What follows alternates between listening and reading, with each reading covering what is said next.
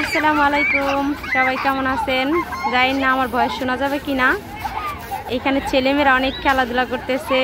দেখেন কি খেলাধুলা করে, কানামাছি বউ। ছোটবেলায় খেলছিলাম এইগুলা, এখন খেলতেছে।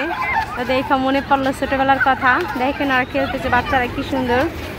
ইতালিতেও থেকেও যে বাচ্চারা দেশের ঐতিহ্যবাহী খেলা ভুলে নাই, তো সেটাই দেখা ভালো লাগলো। দেশের সংস্কৃতি ভুলে নাই, ভাল লাগলো দেখা।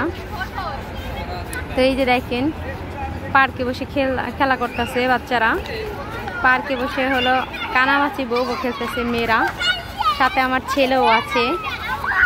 ওই যে জিহান, ইরা, সবাই খেলাধুলা করতেছে।